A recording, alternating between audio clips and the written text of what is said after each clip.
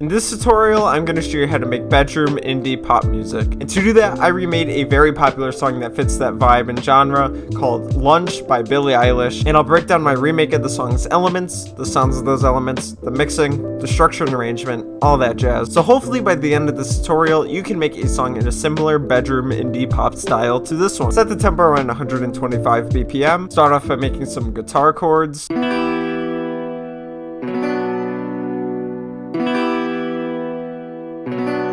These are just two very basic chords that repeat over and over again. It's these two chords and then just copy and paste it to go again over here. And a very strong strum as well. And the way to accomplish that, all you have to do is just click the wrench over here, then go to strum.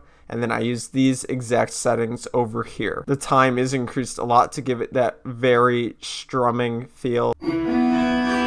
That long delay between the start of the notes like that. And I use 3 flex guitar presets to accomplish the sound. I use this one over here, and this one as well. So the first one's definitely a more electric guitar bass sound. The second one's more of acoustic guitar, and then the last one's kind of a mix of the two. So you don't really need too realistic of these sounds, but generally just get a mix of electric and acoustic sounding guitars for this. And for the mixing, the only mixing I put on here is this EQ over here that takes out a great chunk of the lows, just because we're going to make a very prominent rolling bass line later, and we don't want these lows of the guitar to counteract that and make it sound muddy and weird in the mix. So that's why we just remove those over here. Next, take the same chords and chop them up. So this is just for some background filler for the sound. You're probably hearing these sounds and it's just very weird, but it's just a chopped rhythm. It's just to fill up the background and give it some extra rhythm. It's not to stand out by any means. I have a piano preset from Flex and then a synth preset from Flex as well.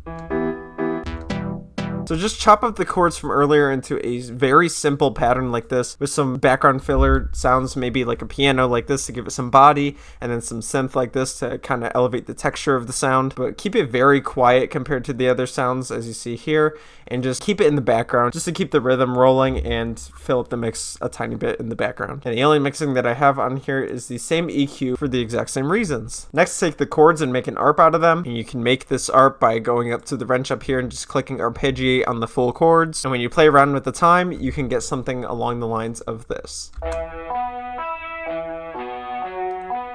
This is basically just to fill up the mix a little bit and give some extra body to the mix. Just like the chopped chords, it's not really going to stand out. It's just for some extra background filler. And I use this guitar preset from Flex to accomplish that sound. And I use the same EQ for the same exact reasons. That's the only mixing that I did on this. Next, take the bass notes of the chords and put them into some bass presets. And by bass notes, I just mean like the root notes of the chords. So for example, if this is an E chord, you're going to get an E for the bass note. And if this is a B chord, you're going to get a B for the bass note as well. And you just take them like this and then put them into a bass that sounds like this.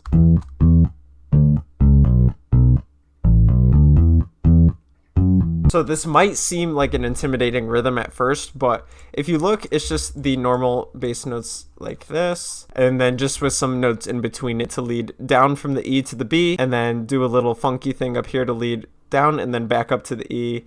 And then the same thing to lead down to the B over here. And the rhythm is just up to you, but keep it very simple, like very simple note lengths like this. It's just the same note lengths over and over again, just with different patterns with the notes. And stick with the regular bass notes and just make some transitions in between like that. I use 2 Flex bass guitar presets to accomplish this sound. I use this one, and I use this one as well. So the first one's a very mellow, more muted electric bass guitar, and then the second one has that more texture and acousticness of the bass guitar. So aim for that kind of natural, organic bass guitar sound. The only mixing that I put on these guitars is this Fruity Blood overdrive over here, just to amplify the sound and really give it that blasting, distorted punch to each note. It really helps to elevate the sound as a whole. Now for the drums, I have this kick. It's a very light acoustic kind of top kick. It has really no body to it. And then I have this snare over here. It's a very fat, distorted, lo-fi kind of snare. And then just a tiny hi-hat to go along with it too. It's light, it's short, and it's kind of acoustic as well. The drum loop sounds like this. Put it into a very simple pop type pattern like that. Then for the full thing, I just have a drum loop to kind of complement the other samples that we made into a pattern up here. That's where you get a lot of the body and deeper sounds to complement these top lighter sounds, along with the crash as well. The full drum loop sounds like this.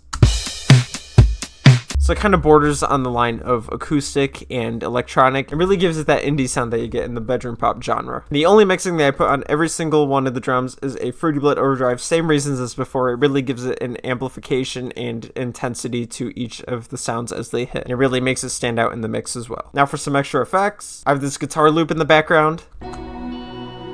It acts as a drone, and it also gives us some extra ambience in the mix to fill it up in the background. And I have a vocal effect loop as well.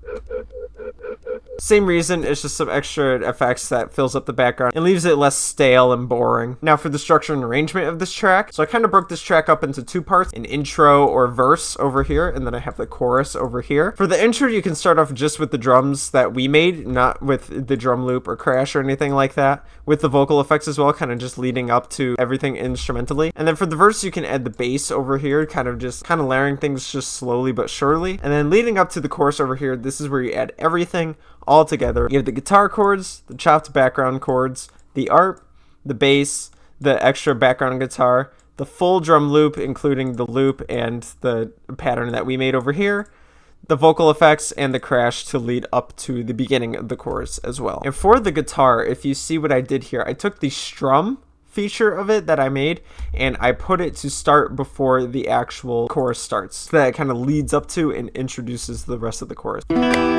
Like it kind of just glides up to the rest of the chorus over here, and that's a very good detail to do with something like that. So this is what the final structure of the entire portion of this track looks like, and after all that, here's the final result. I could eat the